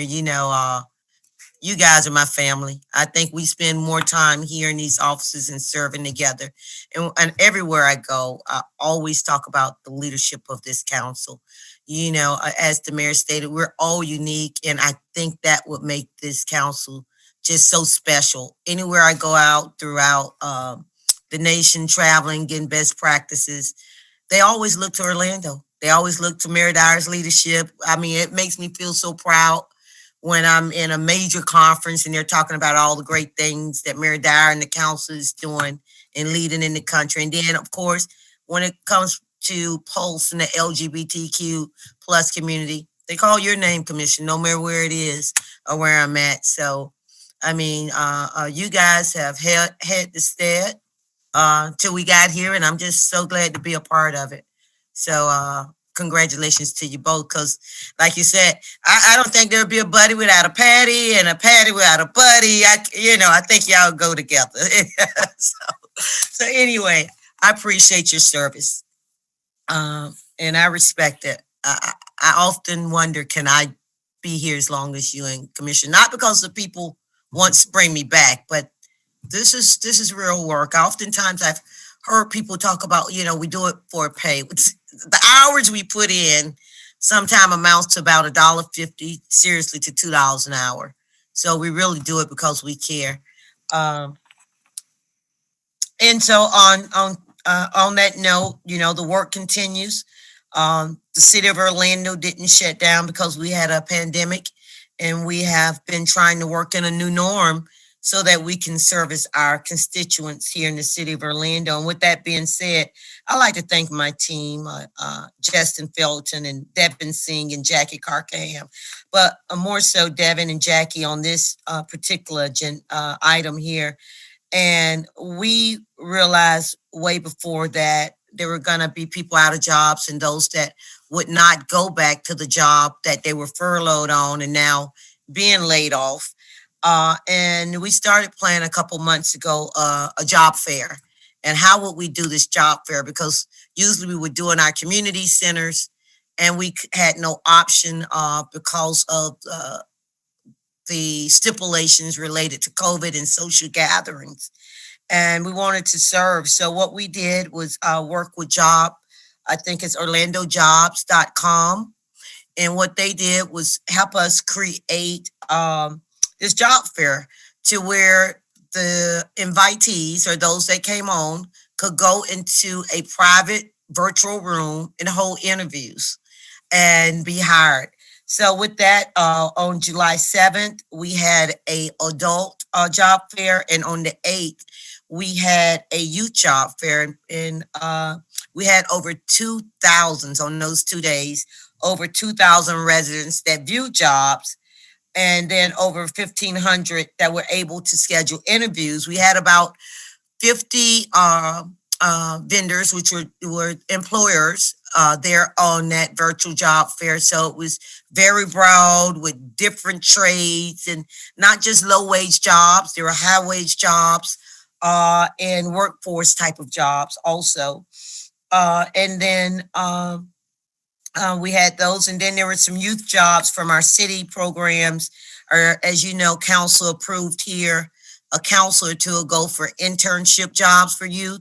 So we were able to activate that with the jobs and interviews. So I'm excited about that. I'll give you guys a report a little bit later on who was hired, but we do know 2,000 participated, 1,500 were interviewed. I don't know how many was hired as of yet. It just happened. Mayor Dyer, I'm glad to say we had a outreach also with our just jobs with contractors along with Valencia and outreach with them. So we've have a good report coming to you. Where now in the last year, we have gotten over 100 people skill sets that pay $15 to $21 an hour, and 92% of them are working. even during COVID. So I'll be reporting that to council to let you know the fundings that you put in place. And what I like to tell council is just these aren't 5 and 6 participants as was promised, because the blueprint now is a citywide program for training and jobs. Many of them came from different areas of the city, mayor and council than just 5 and 6. So these are graduates from 1, 2, 3, 4, 5, and 6. So all of our constituents have been served and are being served. I thought that was very important. It's very important because now there's not just lack of in 5 and 6, there's lack of across the spectrum of our communities and trying to get them reemployed or retrained. And with that, everybody's interested in Orlando, as I stated, on July 10th, Black News Channel, which is a national channel hosted in Tallahassee, spoke with me about our Black Lives Matters murals, racial inequalities, and how the city, and I was proud to say that, what I said earlier, and talk about that, how the city of Orlando is different and how we're standing united to address people of color and focus on police relations and community relations. And I think today briefing for our budget hearing shows that that wasn't just lip service that I was giving them last week, that we're actual planners and actors and implementers. So I'm proud to be a part of the transformational change that we're once again, as a progressive city here in this southeastern region, leading the way. I think when it comes to testing, the city of Orlando, we started out a little slow, but there was no reason, issue of our own. It was because, as we know, the nation and then the state decided who was going to get testing. But once we were able to get in the smeal of things, we have been testing weekly throughout the district. So last week we were at Camping World Stadium on the 8th, and I think 280 plus got tested. On the 11th, because of great community partnerships, Orlando Magic, as we know, the NBA is here in town in their bubble, and they wanted to do something that made a difference in the community. And they partnered with my office, with the SED, Quest Diagnosis, I Smiley Muslim community, and we provided close to 500 COVID-19 testing to the community, and more so to Paramore, because we allowed them to come and walk up, and we primarily focus on many of the senior housing complexes that we have in Paramore. We have at least 3 there, and we were able to get them tested. Haven't gotten the results back. We partnered with Desmond Meade and Florida Rights Restoration. They provided masks and hand sanitizers. So that is the community partnership that we speak on. This was not led by government. This was led by concerned partners of our community and stakeholders. And I greatly appreciate them for that because we do know COVID is not over. COVID is still amongst us, and we must continue to mask up, practice social distancing, proper hand washing and sanitizing. This week alone, even into this morning, I got another text that a 40-year-old in our West Lakes area just succumbed from COVID-19 because of some of her underlying health issues. And I had 3 other residents that are dying. So just please, please, please, it's no time to let up right now. Just continues to practice all the things that we need to get us through until we find a vaccine or to understand this horrific pandemic and this disease a little bit closer. And with that, that's all I have, Mayor. Thank you, Commissioner. Commissioner Burns. Yes, thank you, Mayor. Good afternoon again, Commission. On this past Friday, we lost a true civil rights icon, Representative John Lewis, known as the conscience of the Congress, who for over 50 years fought for equal rights for all. And, a lion of a man who stared into the eyes of hate and did not flinch. And so Representative Lewis's presence and voice will definitely truly be missed. While he represented Georgia, his work impacted us all. So I'm grateful for his work and his courage in his fight for equality.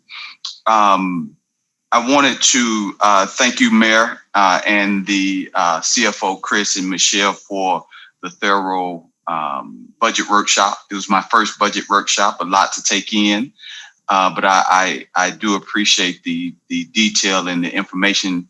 But also, Mayor, I do agree with you that I do believe, when they say, you look at your priorities and what you feel is important, you look at the budget, how you allocate your resources. So I do think that we are taking a step in the right direction with how we're allocating funding. And what we have to understand that this is just the beginning. I think while I agree with a lot of the steps, I think there's still more to do. So I look forward to working alongside of my fellow commissioners and staff to ensure that we get a budget. We agree on a budget that's truly reflective of our priorities and what we would like to see happen here in our great city. Mayor, also, I sent you a document outlining some of what I call some critical action steps. So it's probably at the top of your email. So I just look forward to sometime in the future having some discussions on some of those items as we, again, see how we move our city forward. Also, I want to state that I stand in support of the workers of HMS Host and, understand their plight. And I just want to say this, let my people vote. Individuals who are furloughed, I truly believe that they should have a vote on what will impact their future and their future work environment. So I do hope that the decision to not allow furlough workers to vote on to unionize or not, I hope that is reconsidered. Also, I'd like to congratulate John Rivers and Four Roots for serving their 1 millionth meal. I know that Four Roots and Feed the Need has been probably in each one of our districts doing a food distribution, and I truly appreciate what they've brought to several of the schools in my district, and I'm sure again they've served in your districts as well. Again, I'm excited and glad to be serving alongside of you all during this time. It's a lot of we say unprecedented, but a lot of uncertainty. But I know together with the minds on this commission that we will make the right decisions for our constituents and continue to move the city of Orlando forward. So thank you, Mayor. Thank you, Commissioner. Commissioner Gray. Thank you, Mayor.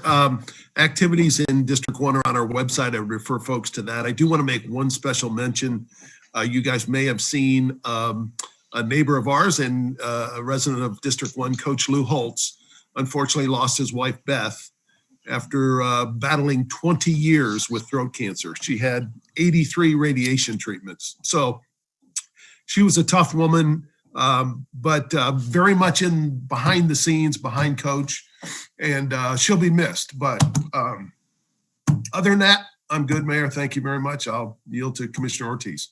Thank you, Commissioner. We'll keep Coach Holtz in our prayers. Commissioner Ortiz. Thank you, Mayor. Commissioner Jim Gray, I along with the mayor, feel the same way. We'll have Coach on our prayers, him and his family. Let me start by saying that this morning I had that's been the best budget presentation I have seen in all the years I've been in office. Very thorough, very detailed, and exquisitely explained. So good job, Chris. Good job, Michelle. That was awesome. Commissioner Sheehan, congratulations on your 20th year That's amazing. That's awesome. That goes to show the great job that you've been doing all these years. So congratulations once again. On item A3, I feel terrible about all this fellow human beings losing their jobs. All I can say is there's also opportunities, maybe not at the same level, but Home Depot, Lowe's, Amazon, Uber, they'll have openings. There's also delivery openings with Publix and Sam's Club. There's different companies out there. Anything and everything that is out there, we'll try to compile to make a list so we can provide those who are going through difficult times during the midst of this COVID-19 epidemic. I feel compelled in terms of H2 to give a little explanation just to refresh some of the memories in terms of what community-oriented policing philosophy is. This philosophy is very old, over 100 years old.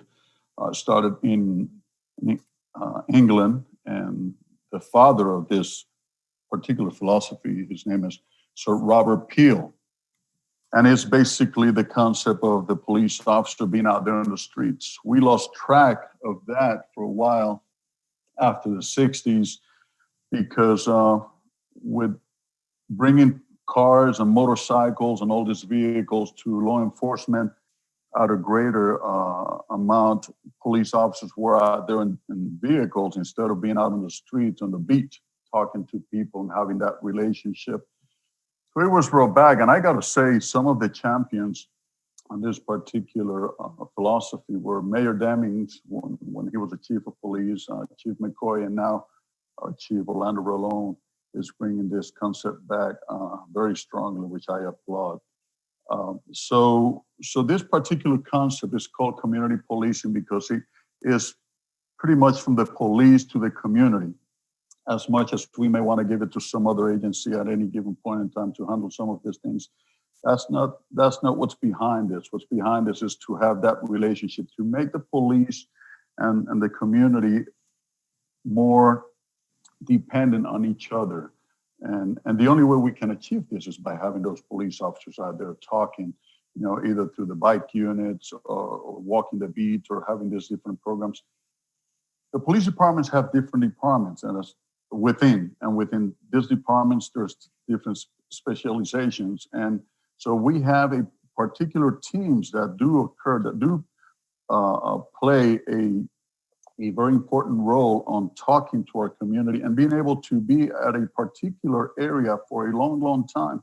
So they get to know their citizens and they earn the trust of the community. And in that fashion, the community feel more compelled to give them information about crimes being committed in the area. So it's a beautiful philosophy. That it has been practiced as it's supposed to be, maybe not. Maybe we have lost some of that. And that's why I applaud Chief Rolón because he's bringing it back. And it's very important. In terms of these grants that we get, and I want to explain to our community that a lot of these grants are task-oriented.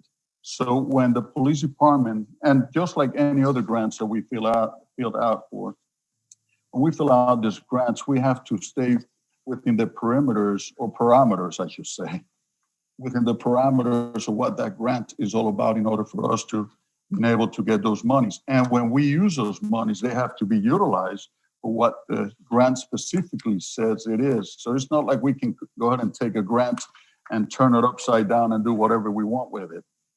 Is the application has to conform to the parameters of the grant, and the utilization of those monies has to be as such. I just want to bring that up because I know there's citizens out there that they may not understand how grants work in terms of how government apply for those and then how we have to use those. The same thing happens with grants for housing or for any other department. They have to conform to the parameters of that particular grant.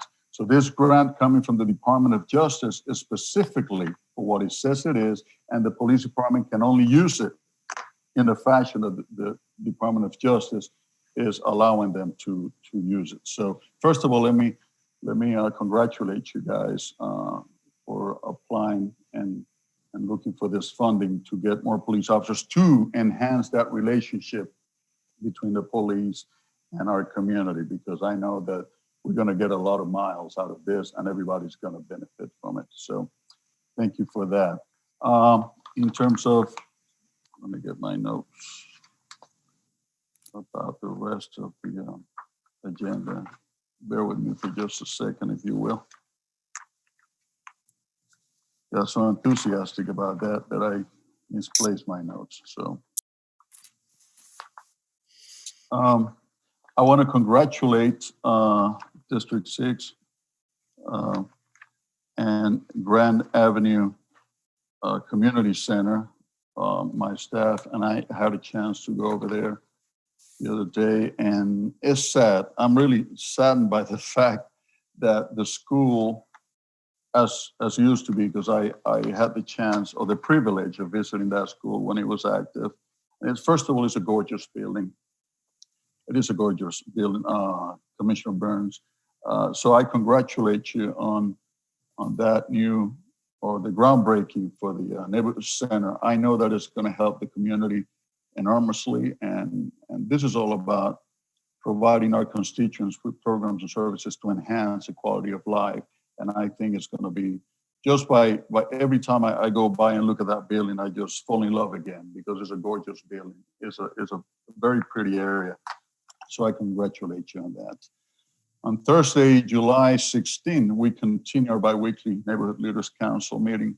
And I've begun to see some new faces, so it's nice to hear from them about what's going on their neighborhoods, while also keeping them informed about what's happening in terms of the city of Orlando government. I received the awesome news that we have found an executive director to continue the leadership of our Gateway Orlando district. So please join me in welcoming Mr. Jim O'Neill as Gateway newest addition. I look forward to working with him and seeing how he continues to propel Gateway Orlando's success as a Market Street district. I want to give kudos to our good friends and leaders, John Perone and David Wag from Family Parks and Recreation. They have been helping me tremendously with Park of the Americas, and we're getting some extra water fountains and pavilions and wash racks and sidewalks for our doggy park, which has been a great addition to our community. We steal people from all communities, from all of y'all's community, to come over to the park. So that's neat. I'm excited to announce that we are in the process also of launching, and I'm going ahead of the time, but this is probably going to be seen in our next agendas. But I'm excited about the Englewood Kids Zone, Mayor. I know that this is something that you are excited about it, and you have been pushing for a long time. I've been working on this for 10 years to bring it to the east side. So I heard news that there's some plans for the future. Also on the west side for Commissioner Hill and for Commissioner Burns. So I'm excited about the city of Orlando expanding this program. And with that being said, I move to accept the agenda. Second. Motion by Commissioner Ortiz, second by Commissioner Sheehan. All in favor of the motion indicate so by saying aye. Aye. Aye. Motion carries. Okay. If there's no objection, we're going to recess the city council meeting and convene the Neighborhood Improvement District Board of Directors meeting. And we have one item of business, and that's the approval of the fiscal year 2021 millage rate for the Downtown South Neighborhood Improvement District.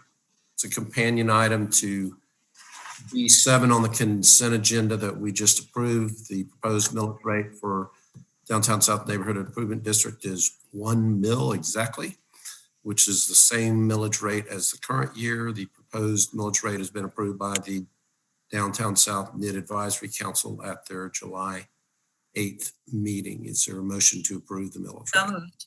Second. Motion by Commissioner Sheehan, second by Commissioner Hill. All in favor of the motion indicate so by saying aye. Aye. Those opposed, motion carries. We're going to adjourn the Neighborhood Improvement District meeting and can reconvene the City Council meeting, and we'll move to hearings. number 1, which is the 7th Amendment to the 4th amended and restated development order for Lake Nona's DRI. Madam Clerk, do we have anybody from the public that wants to testify on this matter?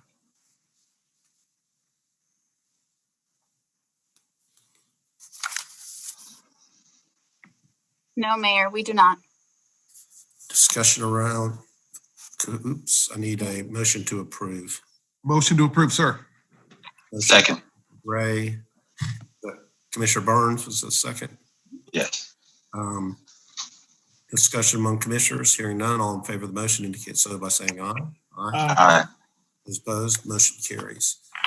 Okay, hearings, ordinances, second reading, number 1, Madam Clerk. Ordinance number 2020-30, an ordinance of the City Council of the City of Orlando, Florida, relating to the city's growth management plan, providing the summer 2020 package of growth management amendments pursuant to the expedited state review process, establishing future land use element policy 5.3.2 to incentivize conference meeting and ballroom space in the downtown Orlando community redevelopment area, providing for amendment of the city's growth management plan, providing for severability, correction of scrivener's error, and an effective date. So moved. Second. Motion by Commissioner Sheehan, second by Commissioner Burns. Is there anyone from the public, Madam Clerk? No, Mayor, we have not received any public comment for this item. Discussion among commissioners. Hearing none, all in favor of the motion indicate so by saying aye. Aye. Those opposed, motion carries. I should have mentioned a little while ago, we voted on the consent agenda a couple of minutes ago, so that cut off the opportunity to request appearance at general appearance. So whoever's in the queue when we get to general appearance, that's who. Okay, number 2, Madam Clerk. Ordinance number 2020-40, an ordinance of the City Council of the City of Orlando, Florida, relating to a street name change, renaming the westerly portion of Major Boulevard as described in the Plat Universal City, Florida, according to the plat thereof, as recorded in Plat Book 35, page 84 of the Public Records of Orange County, Florida, generally located west of Kirkland Road and east of Universal Boulevard to Tom Williams Way, directing amendments to the official maps of the City of Orlando, Florida, providing for severability, correction of scrivener's error, and an effective date. So moved. Second. Motion by Commissioner Burns, second by Commissioner Stewart. Is there anyone that wants to testify on this, Madam Clerk? No, sir, we do not have any speakers. Discussion among commissioners, hearing none, all in favor of the motion indicate so by saying aye. Aye. Aye. Those opposed, motion carries. Let's move to ordinances on first reading, number 1. Ordinance number 2020-37, an ordinance of the City Council of the City of Orlando, Florida, amending the city's adopted growth management plan to change the future land use map designation for a portion of the property within the Lake Nona DRI, generally located south of Dowden Road, west of Narcoossee Road, and east of Orlando International Airport, and comprised of approximately 6,968.7 acres, providing the amendment of the city's official future land use maps, providing for severability, correction of scrivener's error, and an effective date. Move to approve. Second. Motion by Commissioner Gray, second by Commissioner Stewart. Madam Clerk, any member of the public that wants to testify on this matter? No, sir, we do not. Discussion among commissioners, hearing none, all in favor of the motion indicate so by saying aye. Aye. Aye. Those opposed, motion carries. Number 2, Madam Clerk.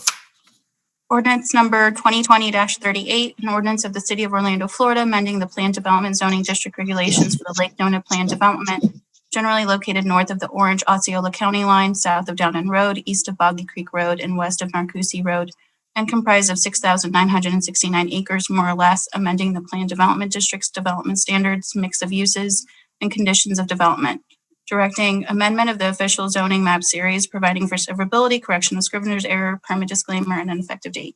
Move to approve. Second. Motion by Commissioner Gray, second by Commissioner Stewart. Madam Clerk, any members of the public? No, sir, we do not. Discussion among commissioners, hearing none, all in favor of the motion indicate so by saying aye. Aye. Those opposed, motion carries. And number 3. Ordinance number 2020-41, an ordinance of the City Council of the City of Orlando, Florida, amending Chapter 58 Orlando City Code to exempt certain conference, meeting, and ballroom spaces within the downtown Orlando Community Redevelopment Area east of Paramore Avenue from floor area ratio calculations, amending Chapter 58, Figure 1 to conform the floor area regulations in the AC-3A district to the regulations in the Growth Management Plan, providing legislative findings and for severability, codification, correction of scrivener's error, and an effective date. Move to approve. Second. Motion by Commissioner Hale, second by Commissioner Sheehan. Any members of the public, Madam Clerk? Yes, sir. We have one speaker. Up first is Luana Gelzer. Ms. Gelzer, please state your name and address for the record. You have 5 minutes to speak. Luana Gelzer, 7674 St. Stephen's Court, Orlando, Florida. Continue. I didn't know if you could hear me or not. We can hear you. Okay, thank you. I'm speaking on this, even though I know it's in correlation with the ordinance that you just passed 2020-30 for the second reading. Couple of questions. Where in the growth management plan for the CRA is this in? Because this is in the CRA. This is not in the growth management plan. What are the full boundaries for this particular ordinance and where do it cover? Because the CRA west of Huey up to Westmoreland, Colonial to Gore, and it snakes all the way down the center of Church Street to Camping World Stadium, making sure not to include any businesses on Church Street. Why is the east side of Paramore the only area being referred to in this particular changing in the ordinance? When did we start changing ordinance or making ordinance for incentives? Agreement with the CRA intended to give it away. I mean, come on, we know what it's for. It's for the Magic Downtown new hotel, conference room center, and everything else. Why are we doubling the density of the future land use map designation to increase the intensity and to make it more like 9.0? I'm very concerned that if I'm finding this out and you're increasing the density, which allow more people to attend the ballroom, what are we going to do about parking? More people coming down. Are we doing this particularly because across on the east side of I-4, there's two buildings going up for the same amount of money? Or are we changing this ordinance just to tailor for the Orlando Magic and their proposed project? Because if it was not just them, then we would know better what the boundaries are. And it will include a lot, it will be more detailed. But this is corporate welfare. This is wrong that you change ordinances for your friends. And, recently, back in April, there was you released who the downtown neighborhood improvement district was, and we wrote a story about it. Tim Baker, Brooke Bonnet, Kelly Colin, Steve Hodges, Barbara Jenkins, Richard Levy, Alex Martin, Eden Martin, Carlos, Ken Robinson. It was just so many. Craig Ursula. Everybody that has done business with the city, but nobody in the Paramore community when you were talking about the 130 acres. And we wrote that was the end of Paramore and gentrification. So what you're doing is making it easier for people to build larger buildings and condense the use of the conference rooms, the boardrooms and stuff like that. And you're changing it to make it easier for them to do business only in a particular part of Paramore, not throughout the CRA, but only in Paramore, east of Paramore, where Church Street. And I said, well, doggone mayor die. Here we go again, corporate welfare. And I was saddened to hear everybody talk about 883 and how they couldn't get any money. Well, did we not know that, for those who didn't know, I am Dustin Waters. Not who you thought it was. We always knew that. We always knew that. Don't cut into my time or give me back more time. Give me back my time. Be respectful. But as of this Friday, we're going to be charging people $20 to go to see a movie at the Geico Garage. The movie came out 2016, Hidden Figures. Maybe we should put the movie The Hate You Give. Maybe you should provide that movie. But if you know it was me and you denied, saying you didn't, I got proof you said you were not going to fund any projects downtown. Why all of a sudden this project gets funded? So what I'm saying is the corporate welfare, the favoritism, this is systemic racism. And the policies that you do to a community over and over again just to protect yourself. But you should know, shame on you. You can continue to do, but documentation is all we need. And we have enough documentation to do the next step. So thank you, Mayor Dyer. And please don't cut into me because I don't never cut into you. Did you, Kate? Even though I want to. Lord have mercy, I do. Okay, do we have any other members of the public, Madam Clerk? No, Mayor, that's all we have. Okay, discussion among commissioners. Yes, Mayor, I have to clarify a few things. The movie that's going to be going on in the Geico Garage is being hosted by the Paramore Main Street. So that isn't a city that we give, like we do all main streets, a small amount of funding. So that is being hosted by the Paramore Main Street, not the city of Orlando. And also, I did want to make mention, Mayor Dyer, and I thank you for your support. When we talked about the east of Paramore, Mayor Dyer is very critical and gentrification is real. And what we did not want with this ordinance is to extend that west of that Division Church Street portion of the CRA, because there will be no greater travesty to start going, that we give leeway to start going into the residential parts of Paramore, building ballrooms, conference halls, and things of that nature. So this ordinance actually protects Paramore from the encroachment of downtown Orlando and the sports entertainment district and big business into our residential areas. So I really appreciate staff focusing on preserving historic Paramore for the indigenous people. And so I just want to clarify for those that's listening, this is what this ordinance does. This does not incentivize anyone. It has already been approved by this council, except for Commissioner Burns, that the SCD can build they can build these ballrooms, they can build a hotel, they can build office space, they can build a housing there on that space. So we're not incentivizing or doing anything more. So actually what we're doing with this ordinance is protecting the encroachment going towards Terry Street, going towards actual Paramore, Westmoreland, and throughout that CRA area. I just wanted to say that. And I'm so glad that Dustin Waters came forward. God knows. Thank you, Ms. Dustin Waters. Also, we haven't adopted any NID for Paramore. I want to say that. So that list that was spoken about, that's a fictitious list. There is no NID in Paramore, and there is no NID board. The only NID is Soto. Thank you. Okay, further discussion among commissioners. Hearing none, all in favor of the motion indicate so by saying aye. Aye.